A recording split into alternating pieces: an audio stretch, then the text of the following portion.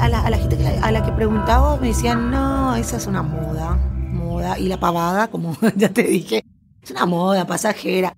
Hoy están todos apurando y los medios escritos, ni qué decir, apurando a meterse en algo más porque si no se le cae toda la estructura.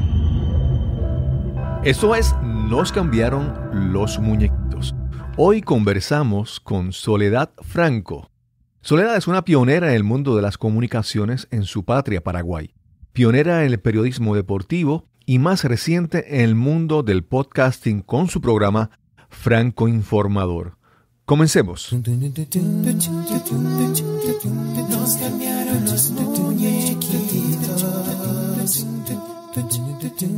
Mi nombre es Cristóbal Colón. Soy un comunicador, un bloguero, un podcaster. Y eso es, Nos cambiaron los muñequitos, porque lo único constante en la vida es el cambio. En Nos cambiaron los muñequitos te traemos historias de personas que se adaptan al cambio, que no se dan por vencidos y que se reinventan. Nuestro deseo es que puedas aprender, que te inspires y actúes para crear la vida que anhelas para ti. Te doy la bienvenida a este episodio, el número 101. Hoy conversamos con Soledad Franco. Soledad es una destacada periodista paraguaya y hablamos sobre su trayectoria y su más reciente incursión en el mundo del podcasting. Esperamos que disfrutes esta conversación con Soledad Franco. Saludos, bienvenidos a Nos cambiaron los muñequitos. Hoy vamos a conversar. Hoy de esas conversaciones que cuando yo comparto con el invitado, yo me siento como el novato, como el aficionado, porque me toca hablar con estas personas que tienen una trayectoria en los medios de comunicación increíble. Y pues me toca aprender de ellos. Hoy voy a hablar con Soledad Franco. ¿Cómo estás, Soledad? Hola, Cristóbal, qué gusto saludarte nuevamente. Muy bien. Soledad tiene una trayectoria, ella es periodista de deportes, es una cosa increíble. Él tiene ahora un podcast que se llama, bueno, no ahora, ya lleva un tiempo, con El Franco Informador, y ella es una mujer, wow, increíble. Vamos a hablar con Soledad y comencemos con tus inicios. ¿Dónde tú naciste? Háblanos un poco sobre tu origen. Bueno, Cristóbal, yo nací en Asunción, la capital de Paraguay. Vivo aquí en Paraguay, justamente en Asunción. Y bueno, me crié, me formé en un colegio privado, católico, con reglas bastante tradicionales. Y es por eso que de repente hoy mirando atrás digo, ¿cómo llegué a probar cosas tan disruptivas? Porque por ahí todavía sabéis que en los países latinoamericanos las mujeres, yo ya tengo 40 años y todavía las de mi generación fuimos más criadas como para formar una familia, quizás ser ama de casa. Entonces, por el camino yo fui tomando otros rumbos y terminé abrazando la profesión nada menos que de periodista de deportes, que era una profesión más bien para hombres. Claro. Pero te puedo decir que le debo esto a mi madre, que también siempre fue bastante open-minded y impulsándonos a hacer lo que realmente quisiéramos. Entonces por ahí vino un poco mi crianza también, un padre periodista. Ok. Y de ahí surge entonces esa vena del periodismo. Okay. Bueno, y te contaba, entonces una niñez muy, muy linda, muy alegre. Ya, como te decía, abrazando un poquito lo que iba a terminar siendo mi pasión, porque siempre me gustaron los deportes, fui atleta, nadé durante muchos años, desde los 2 años hasta los 17, fui nadadora, llegué a nadar a nivel profesional. Todavía lastimosamente no se fomentaba demasiado los deportes en Paraguay, entonces, bueno, era algo amateur, más amateur, por más de que sea considerado a nivel profesional o en las grandes ligas, era un deporte amateur y bueno, no teníamos muchas chances de participar de grandes eventos, pero fui dejando eso a medida que ya iba terminando los estudios primarios, secundarios y enfocándome en lo que iba a ser la carrera universitaria. Entonces, ya sin el tiempo para entrenar y demás, pero a lo que voy es, siempre me gustaron mucho los deportes. Mi padre siempre nos llevó, somos 3 hermanos, siempre nos llevó mucho a los estadios, a ver partidos de fútbol, detrás también de su profesión. Entonces, nos criamos de esa manera. Tengo una hermana que es la que me sigue, yo soy la mayor de 3, y un hermano menor. ¿Tu padre era periodista? ¿Qué tipo de noticia cubría? Él era relator, okay. Periodista deportivo, relator, hoy también con una trayectoria impresionante, un programa de radio que hace poquito cumplió 30 años al aire. Wow. Es algo bastante raro en estos tiempos, sostener durante tiempo tan largo un programa de radio, y si bien fue cambiando de emisoras, pero sí se llama tiempo adicional, y justamente es el tiempo adicional, como en el fútbol, lo que va después de la jornada deportiva y el recuento, ¿verdad? Entonces ya no se dedica a los relatos, pero sí siempre dentro de la profesión. ¿Y tú sabías desde que comenzaste a estudiar periodismo, sabías que querías deportes? De hecho, yo supe que quería hacer periodismo deportivo desde que tuve 6 años. Ok, súper. Cuando te preguntan, la clásica pregunta, ¿qué quieres ser cuando seas grande? Y yo decía, quiero ser relatora de fútbol como mi papá. Y me miraban diciendo, no, eso no es, eso no existe, eso no es para niñas. Pero nunca se me fue esa idea de la cabeza. Tal es así que un dato curioso y que suelo contar cuando me hacen entrevistas es, yo soy ingeniería informática en la universidad. Porque no había espacio para hacer, o sea, me decían, es que ni siquiera existe eso que querés hacer. Pero seguía con eso en la cabeza que nadie me sacaba, hasta que por fin dije, bueno, de alguna manera tengo que ingresar a los medios para lograr ser periodista deportivo. Entonces acepté que me tomen un casting en Canal 13, que era uno de los canales, sigue siendo uno de los canales más importantes del país. Me tomaron el casting y me mandaron a hacer un programa de videos musicales, de videoclips. Y ahí empecé. A los 7 meses, el director del canal, sabiendo que mi padre era periodista y se enteró que mi idea siempre fue la de hacer periodismo deportivo, me dice, ¿te animás a hacer un noticiero de deportes? Y claro que sí. Y ahí no paré, 20 años. Sí, yo no sé si es mi percepción, pero me da la impresión de que en otras áreas del periodismo hay más flexibilidad en quién puede ser el reportero, el periodista, pero en deportes, como el que escucha las noticias deportivas, por lo general son fanáticos y ya tienen una conducta diferente. Son como que más exigentes, ¿verdad? Una persona que, por ejemplo, va a narrar un partido, pues es que la audiencia tiene que conectarse con él y que le guste el estilo y todo eso. Que no es que cualquier persona que pongan como periodista deportivo, pues ya es que tiene que desarrollar como una afinidad y el favor del público que te va a escuchar. Claro que sí, es como un arte el de relatar, que al final obviamente no me incliné hacia el relato, no hago relatos deportivos, pero sí comentarios y presentación de noticieros, pero sí es todo un arte, tanto el que relata porque tiene que hacerlo ameno para el que está escuchando, como el que comenta, porque el comentarista tiene que saber todo.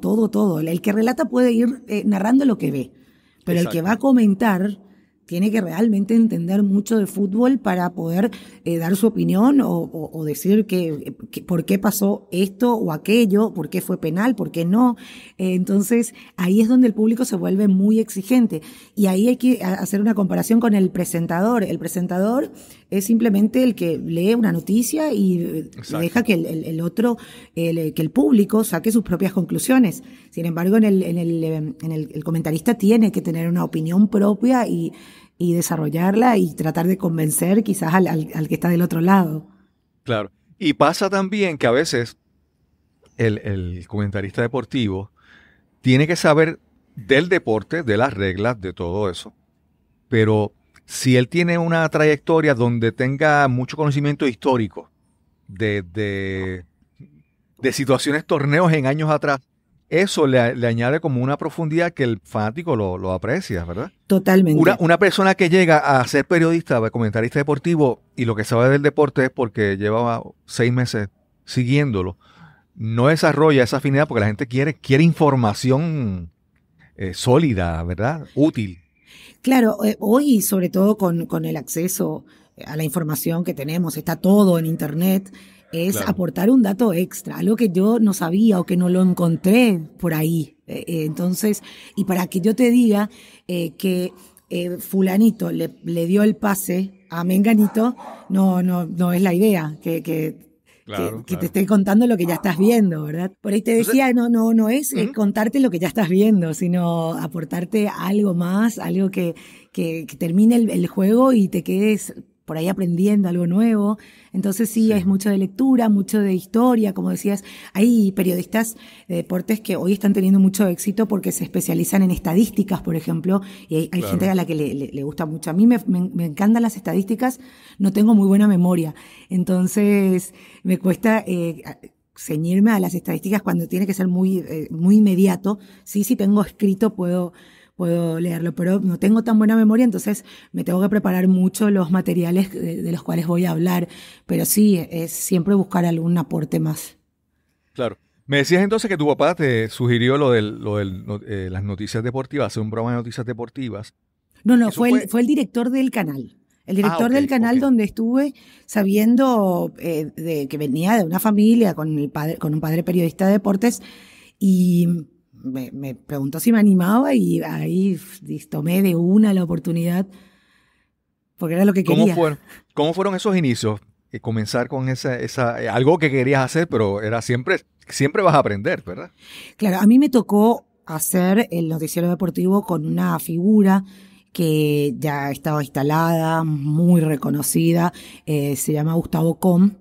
Falleció hace un tiempito, pero una figura muy respetada en el periodismo deportivo y sobre todo alguien que sabía muchísimo, era como una enciclopedia y todo el tiempo aportando esto que estábamos diciendo, datos históricos, estadísticas, todo lo tenía en la cabeza. Entonces a mí me exigía muchísimo para poder ir a la par y estar a la altura y demostrar que yo sí podía hacerlo. Y ahí sí entra un poquito, yo te tengo que decir, Cristóbal, que no puedo dar ese testimonio de lo sufrida que fue mi vida porque soy mujer pero sí, siempre a la mujer se le exige un poco más. Sí o sí, Claro. estamos como obligadas a rendir ese examen, a ver si tenemos la aprobación, y más aún cuando se trata de un territorio masculino. Exacto, Entonces, por ese lado sí, me tuve que esforzar mucho, tuve que estudiar mucho, leer, pero todos los días, de día, de noche, me quemé las pestañas literalmente para poder estar a la par y bueno, me sirvió mucho poder comenzar al lado de alguien tan importante. Ok. Y entonces, ¿cuándo comenzaste? ¿En qué año comenzaste con tu programa deportivo?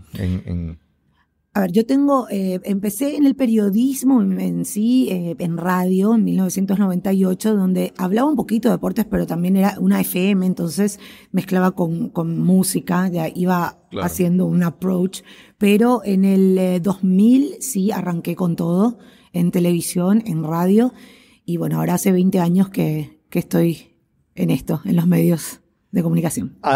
Además de estar en un estudio presentando las noticias, te ha tocado estar en eventos en vivo, ¿verdad? Sí, claro.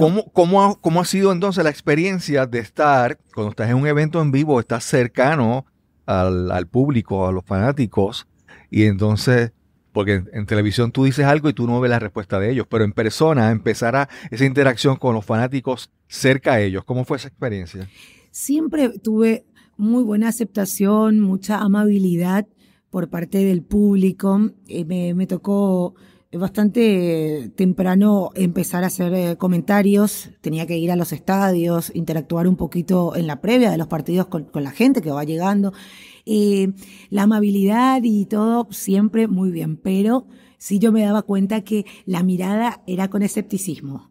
A ver, ¿qué puede saber esta de fútbol? No sé, no me queda claro. Y después pasaba siempre por la prueba. A ver, vos qué sabés, que decís que sabés, explícame, ¿qué es el offside? Y me hacían esa pregunta que vos decís, a ver, pregúntame algo que en serio tenga que pensar un poco más, porque te hacían esa pregunta que, a ver, si no sabe la ley del offside, no puede hacerlo, ¿verdad? Pero en mi cabeza estaba como, eso sabe cualquiera.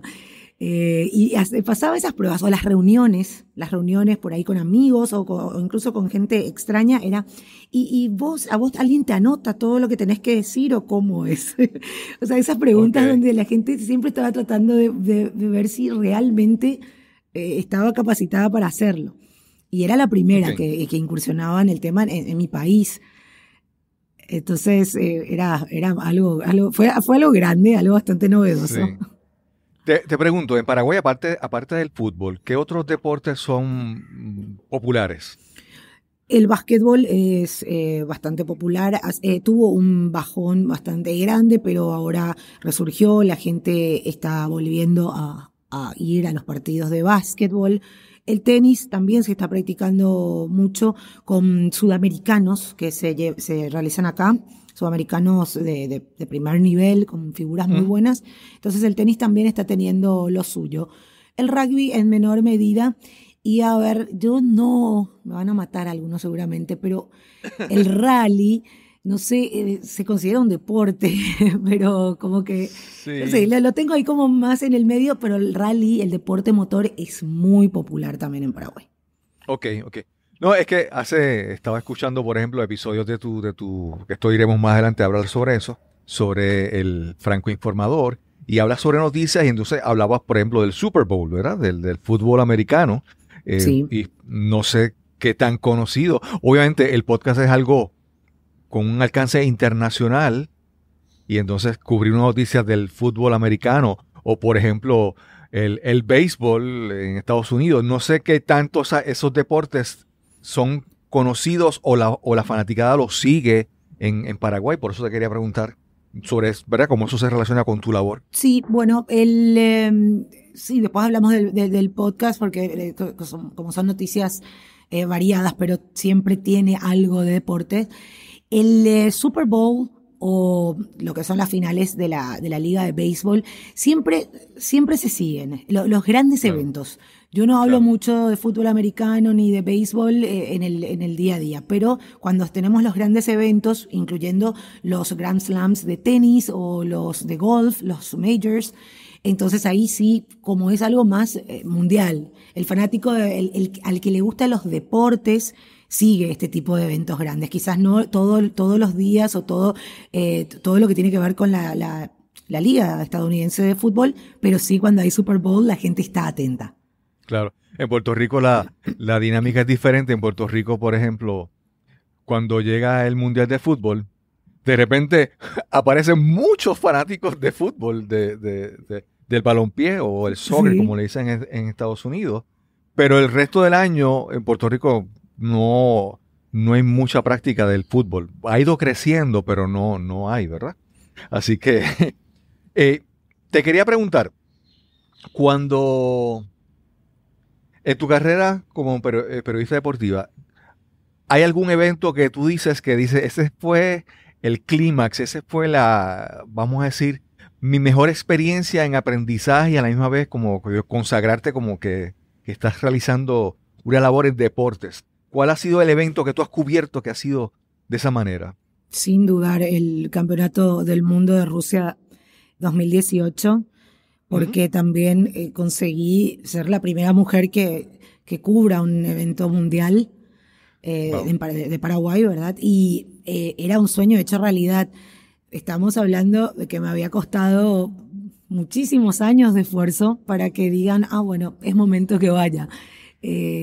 Creo que ahí sí volvemos a la falta de igualdad que existe en cuanto a ciertas oportunidades, porque si bien a mí me han dado el espacio en todo este tiempo, yo no me puedo quejar en los grandes medios de comunicación y con todo el respeto, con todo el respeto a los años de trayectoria, pero estaba todavía pendiente aquello de cubrir un mundial. Y eso para mí fue realmente algo que creo que dije, no voy a exagerar y decir hoy puedo morir tranquila, pero sí decir que fue algo gigantesco. Estuve 50 días en Rusia porque hicimos la cobertura previa, durante y un poquito del post mundial. Estuve los 50 días allá. Significó mucho separarme de mi familia, separarme de mi hijo, pero era algo que dije, es lo que siempre quise. Llegó un poco más tarde de lo que esperaba, porque quizás lo podría haber hecho antes de ser madre, pero claro, llegó en este momento y no podía decir que no.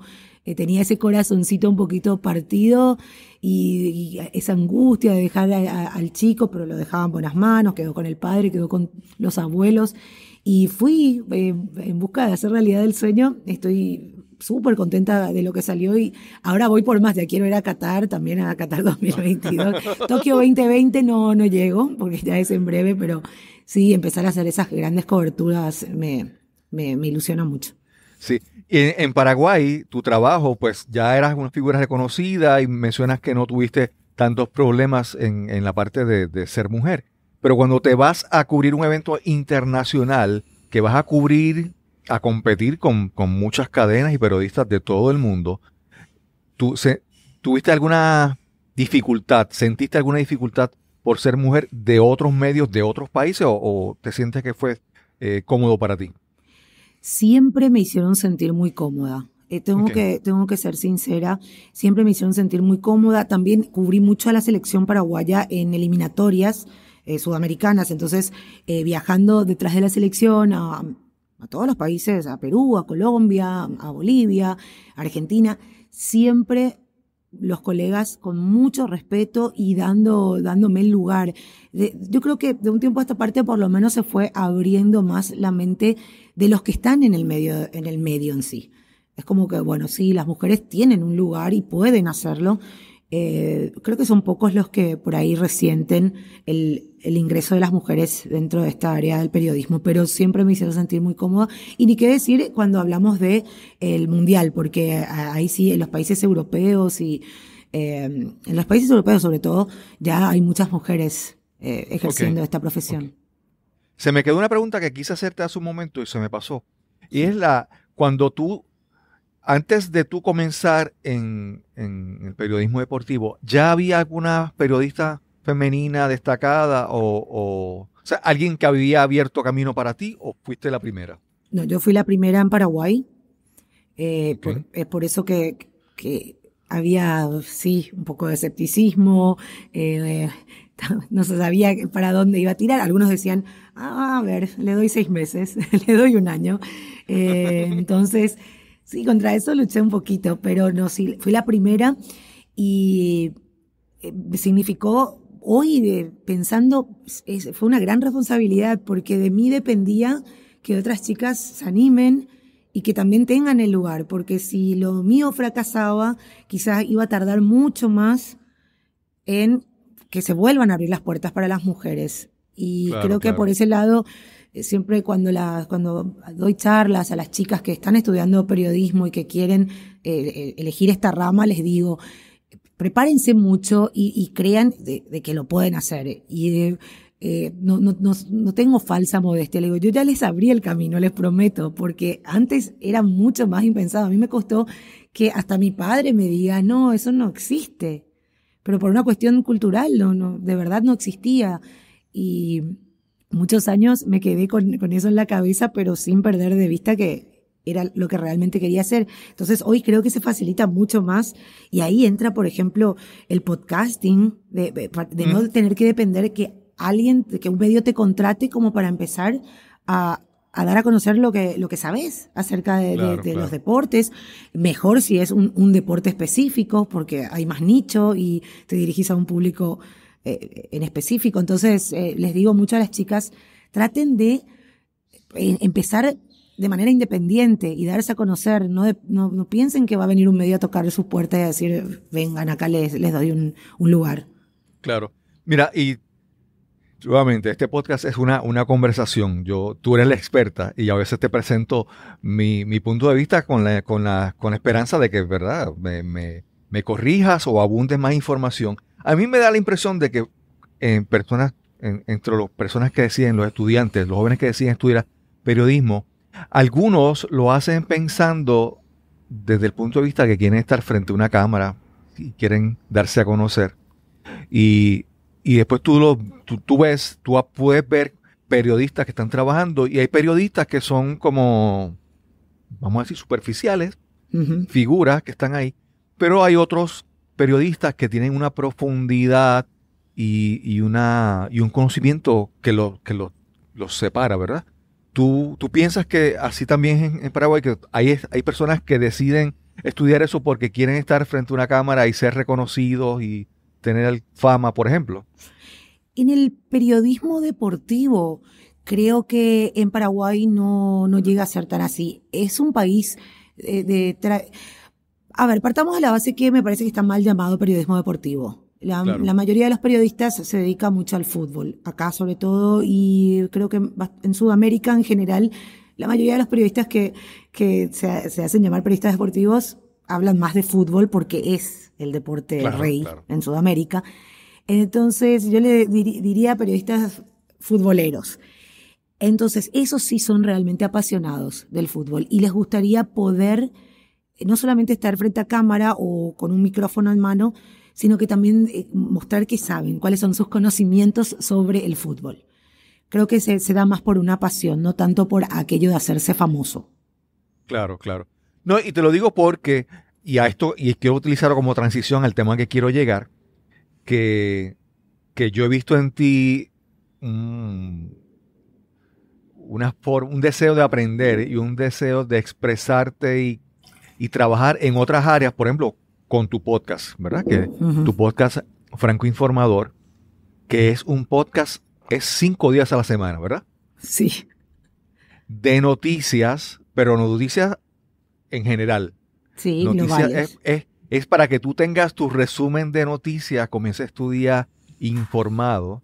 Y ahí, es lo que te digo, ahí los periodistas que son como que livianos, pero yo veo en ti esa profundidad, ese deseo de seguir expandiéndote, buscando nuevos medios. ¿Cómo decides lanzarte a hacer esa, cómo era que la palabra que tú decías, esa pavada? Esa pavada que hace Soledad Franco, sigue el podcasting. Hasta ahora sí, recordás que te conté cuando tuvimos la oportunidad de compartir el evento en Orlando, sí. Y hoy esa pavada está creciendo cada día más en el mundo, ¿verdad? No, pero no solo el mío, sino en el mundo, ¿verdad? Cómo se van viendo que es una herramienta fantástica de comunicación, no solamente para un periodista, no solamente para un comunicador, sino para cualquiera que necesite transmitir un mensaje y dar a conocer sus conocimientos, sus valores, lo que sea, ¿verdad? O sea, hoy se van dando cuenta, pero bueno, empecé con la pavada hace 3 años y ¿cómo fue? A mí yo quería hacer un servicio de cápsulas informativas para radios. Esa era mi idea original, y enlatarlos y enviarlos a las radios, pero por día. O sea, que las noticias eran frescas, no era algo muy pasado o muy atemporal. Entonces, como incluso presenté el proyecto a varias emisoras y no tuvo no tuvo buena respuesta. La mayoría de las emisoras tenían todavía gente contratada que estaba por ahí 10 horas en el medio y grababan unos informativos cada 1 o 2 horas. Entonces, después empecé a ver, o sea, ya estaba escuchando podcasts de Estados Unidos en inglés, pero más de historia nada de noticias. Pero dije, ¿y si hago esto? ¿Y cómo se hace? Y empecé a estudiar, a investigar desde cero. Por eso que creo que me considero hoy acá en Paraguay, por suerte estoy también teniendo el reconocimiento de que la gente te dice, bueno, vos que sos la que está en el tema. Y como palabra autorizada porque me llevó 3 años, hace 3 años que empecé, y todo el tiempo voy aprendiendo nuevas cosas acerca del podcasting o descubriendo nuevos productos. Ya está casi todo inventado, entonces de repente copiar modelos que son exitosos, adaptarlos a la idiosincrasia de un país o de una cultura, me parece muy válido y estoy tratando de hacer eso. Entonces, bueno, empecé porque dije, de algo tengo que empezar. Y si bien yo había tenido como norte siempre el que sea traspasar las fronteras, no solamente para Paraguay, dije, a deportes me dedico todo el día y me gustaría poder estar más informada yo también de lo que pasa en el mundo. Entonces es un ejercicio genial porque me informo yo y te informo a mi manera de lo que creo tendrías que saber para no estar tan despistado por la vida, porque hay gente que por ahí no le gusta leer noticias o no quiere saber todo lo que pasa en profundidad en la política, en las finanzas a nivel mundial, pero sí algo de lo que está aconteciendo.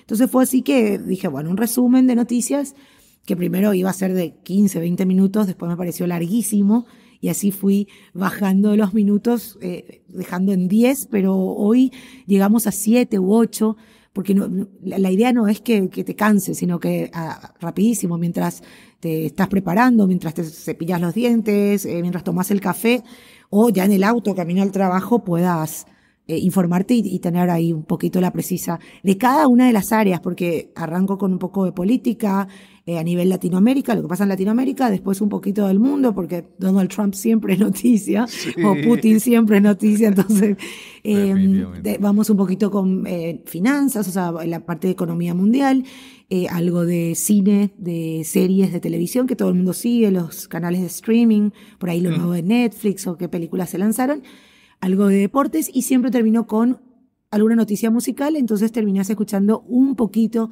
de lo que es la novedad musical, sobre todo, y ahí también, ojo, que tenemos bastante en cuenta con mi equipo, que va creciendo de a poquito también, creo que me conociste haciendo todo solita, y después, bueno, de a poco va creciendo el equipo, tenemos muy en cuenta los derechos de autor, entonces trato de usar lo que los propios artistas, por ejemplo, cuelgan en sus redes.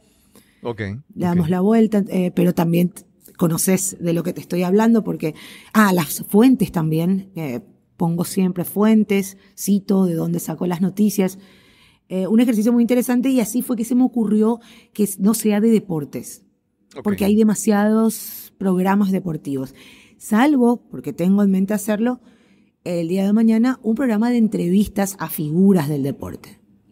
Ahí sí me interesaría que sea deportivo. ¿Y ese será un programa nuevo o será el Franco Informador? No, lo quiero hacer como otro podcast. Otro programa. Otro programa y quizás con mi nombre, que es algo también que la gente me dice, teniendo un nombre formado, 20 años, ¿por qué elegiste otro nombre? Y porque el día de mañana quiero poder producirlo. O sea, quiero poder producirlo siempre, esté o no yo detrás del micrófono. Exacto. Entonces, algo que te quería mencionar, siempre entre la naturaleza de la radio tradicional y el podcast, siempre está esta conversación, las personas buscan analizar la ventaja de una sobre la otra, o cuál va a prevalecer.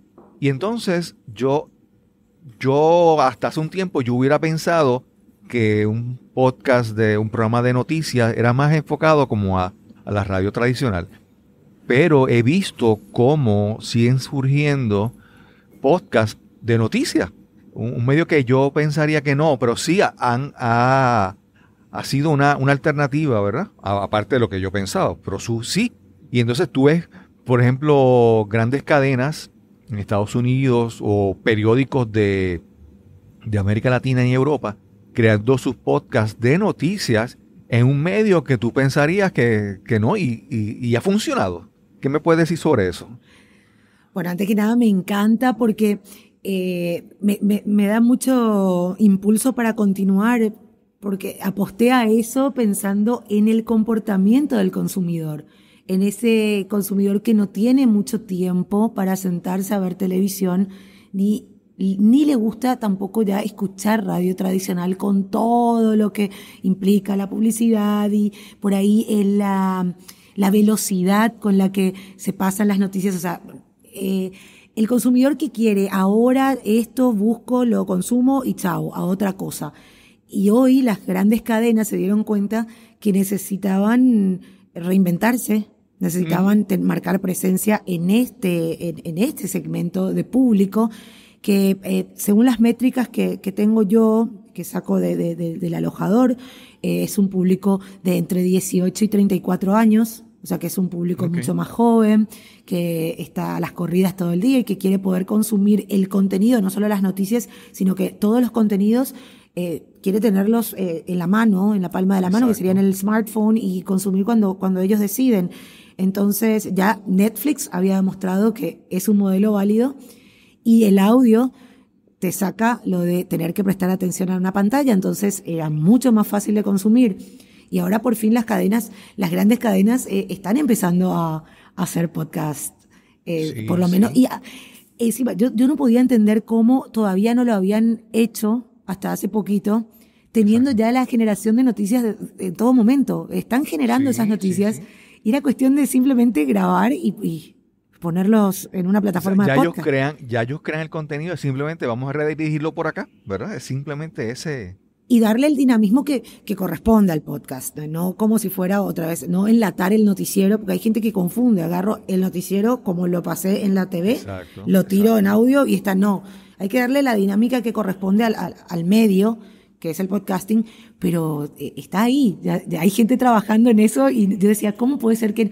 Y a la gente a la que preguntaba me decían, no, esa es una moda, y la pavada, como ya te Sí, sí, dije, sí, sí. es una moda pasajera. Hoy están todos apurando y los medios escritos, ni qué decir, apurando a meterse en algo más porque si no se le cae toda la Sí, estructura. exacto, exacto. Y te digo, desde el punto de vista del que produce un podcast, tiene mayor libertad. Pero también desde el punto de vista que consume, cuando una persona llega a escuchar un podcast es porque él tenía la intención de hacerlo. Él tiene también la libertad de cambiar y escoger otra cosa. Entonces es como crear un balance, ¿verdad? De que tú tienes libertad como productora de un podcast de crear lo que tú quieras, pero no por eso vas a hacer cualquier cosa. Tienes que hacer algo que apele a tu audiencia, que le parezca interesante, que los cautive. Y entonces a veces esa dinámica que es diferente a otros medios, ¿verdad? Que aquí, ¿verdad? Yo he visto personas, he conversado con personas que están en la radio y cuando van a un podcast les toma ajustarse, porque hay una diferencia, la naturaleza de ambos medios es diferente, ¿verdad? Claro, ¿Qué por me eso no puedes? creo que una cosa reemplace a la otra, creo que pueden coexistir y que Exacto, los medios tradicionales pueden empezar a generar contenido también para podcast y marcar más aún la presencia. Creo que se entró absurdamente en esa especie de guerra o por ahí de fanatismo. Yo navego en las dos aguas, entonces ahí es donde claro. puedo ser un poquito quizás más objetiva con ambos medios, pero está el que es del medio tradicional que dice eso no sirve para nada, o el que es podcaster y dice, los medios tradicionales están muertos. Y no, yo creo que pueden coexistir y que se pueden generar contenidos fantásticos. Ahora en el medio donde yo estoy, que es Tigo Sports, una cadena muy grande, estoy tratando de ver la manera de que nuestros propios contenidos podamos transformarlos y redirigirlos al podcast. Porque hay gente que, por ejemplo, mi programa de radio va de 5 a 7, perdón, de la tarde, y hay gente Ujú, que en ese horario no está pudiendo ni escuchar ni claro. ver, porque va también por televisión. Entonces me dicen, ¿por qué no hacen algo que yo después, a la noche o a la mañana siguiente, pueda escuchar? Y Claro, ahí, por ejemplo, me parece súper válido el marcar presencia a través de un podcast. sí. Es que yo no, lo que he visto es que no es esto o lo otro. O sea, no es escoger entre una cosa u otra, es que tiene que ser esto y lo otro. Por Totalmente. ejemplo, hay personas que comenzaron su trayectoria con un podcast, pero cada vez nos vemos que tú tienes que crear alternativas para, por ejemplo, haz un podcast, tienes que crear un canal en YouTube, tienes que... Es como buscar, o sea, ya no es atarse a un solo medio, sino todas estas alternativas que siguen surgiendo, cómo tú las utilizas a tu favor para promover tu producto, tu programa, tu persona, ¿verdad?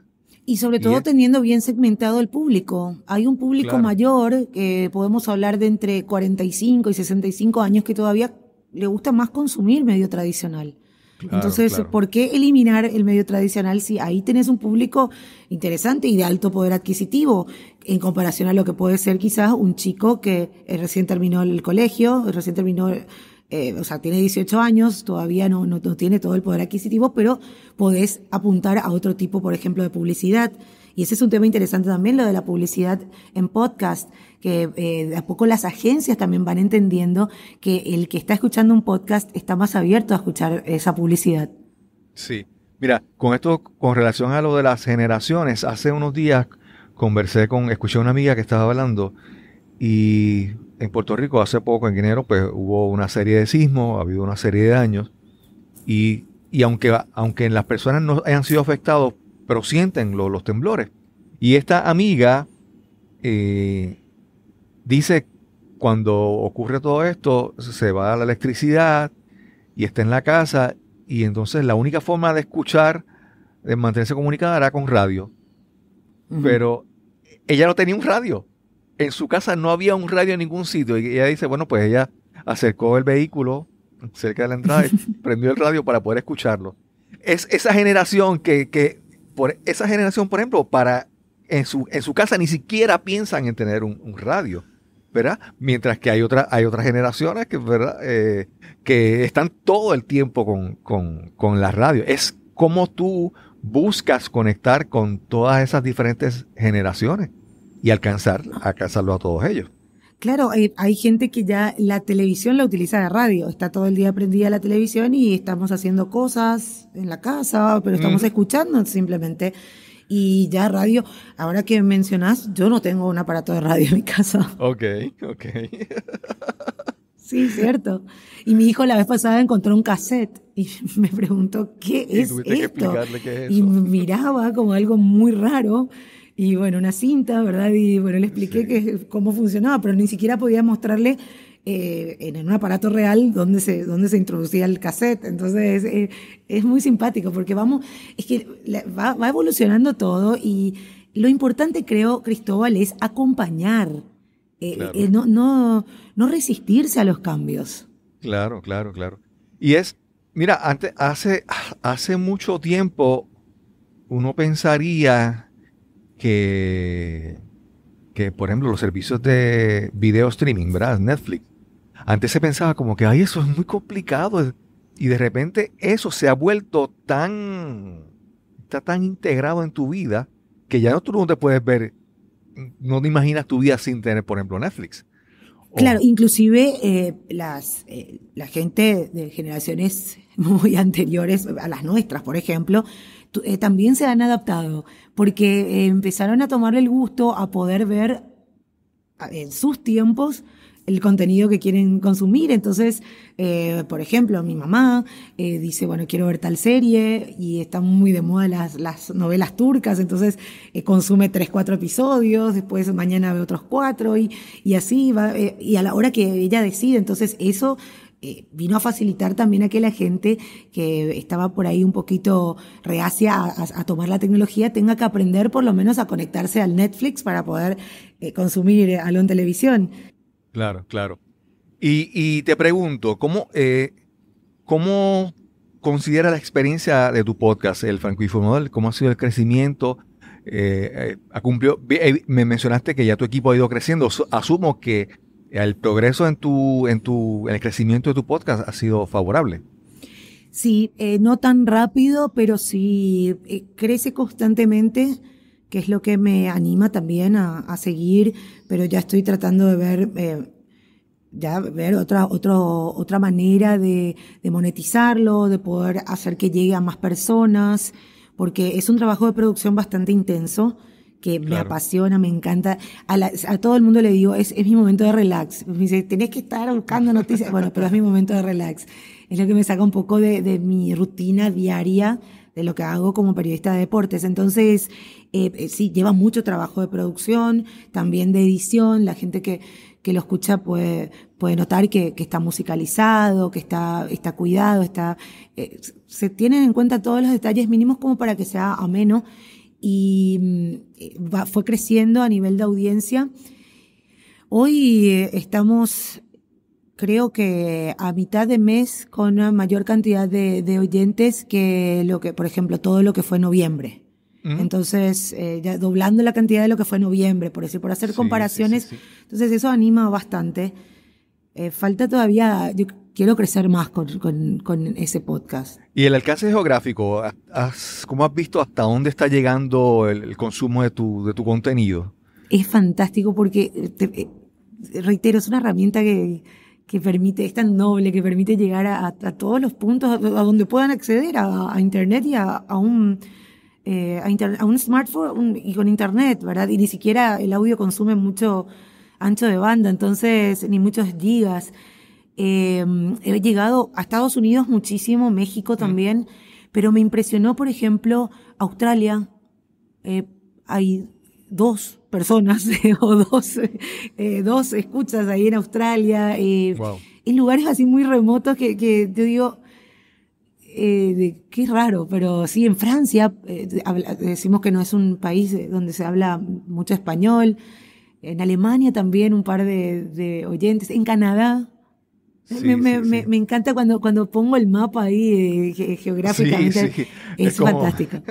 sí, entonces tú primero te das cuenta a veces hasta dónde han llegado los paraguayos y hasta dónde han llegado los hispanoparlantes. A veces tú te imaginas en sitios que no hay y los ves ahí y eso nos Y permite ver. En España, por ejemplo, hay muchos paraguayos, pero curiosamente son más los españoles que escuchan. Y eso también me Qué pone muy bueno. contenta, más allá de que me encanta que me escuchen mis compatriotas, pero pasa que el paraguayo que vive afuera, yo creo que le ha de pasar mucho a los latinos, que busca conectarse con su país, consume las Ujú. noticias de su país.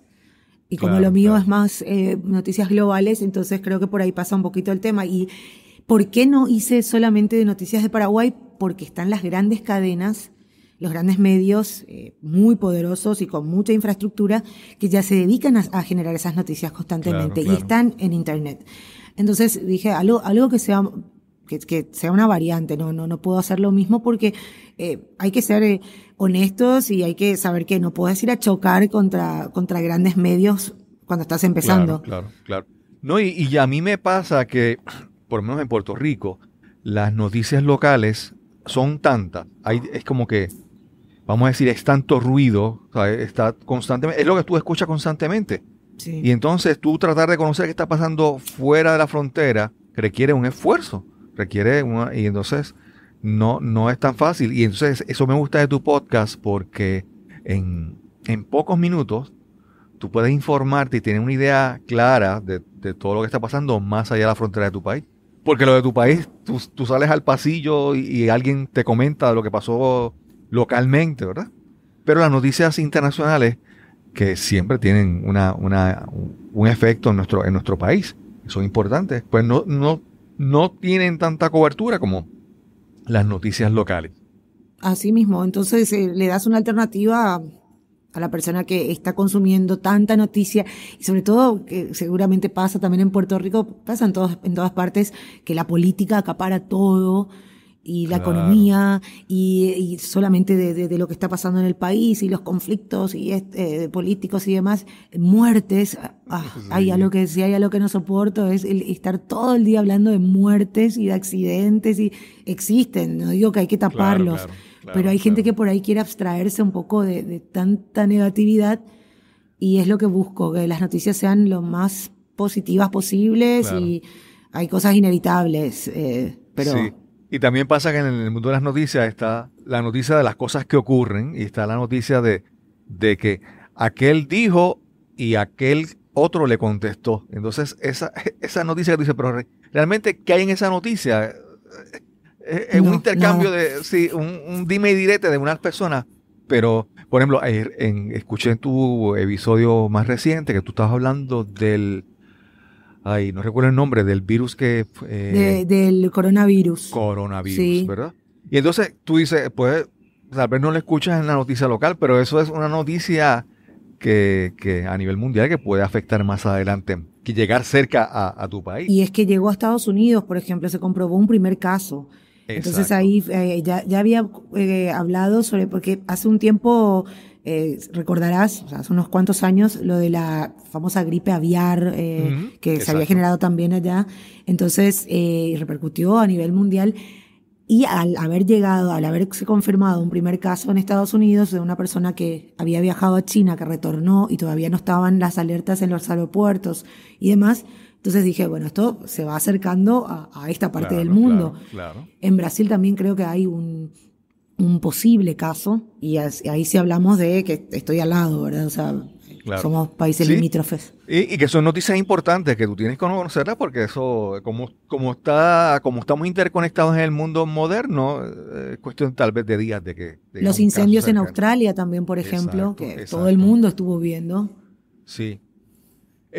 Soledad, me mencionaste hace un momento que tenías un próximo podcast. ¿Ya ese podcast tiene título y se puede anunciar o todavía está en No, diseño? está en gestación porque, Ok. a ver, ahí sí, yo soy muy de la política, a la gente le digo, hacé, no le des tantas Claro, vueltas, deja de pensar, es más beneficioso hacer que estar leyendo al respecto o dándole claro, tantas claro. vueltas, pero hoy sí, con este podcast diario, este año empezó con todo también en el canal donde trabajo, porque tenemos muchos eventos, empiezan las eliminatorias sudamericanas, la Copa Sudamericana, la Copa Libertadores, tenemos un montón de eventos deportivos, entonces le voy a encontrar el huequito, ya obviamente no va a ser diario, Claro, claro.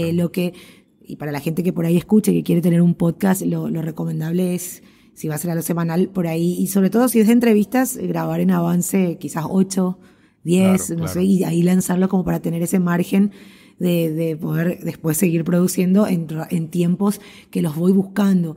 No, me llegué a plantear, y ojo, ojalá que no lo escuchen en el canal donde trabajo, pero me llegué a plantear, dije, es que me gusta tanto el podcasting, y si dejo por lo menos un año o dos esto de Claro, tanto claro. ruido del periodismo deportivo, y bueno, al final el bichito siempre está ahí con el periodismo deportivo, entonces no pude dejar este año, voy a seguir todo el 2020, pero estoy tratando de encontrarle más espacios o de por lo menos, volvemos a aquello de ver el beneficio económico que pueda conseguir con el Claro, podcast que claro. estoy haciendo o produciendo otros podcasts como para tener más equipo y tener más Claro, gente claro. trabajando y ahí sí poder delegar más cosas y dedicarme a hacer ese Sí, otro podcast también. Lleva tiempo, sí.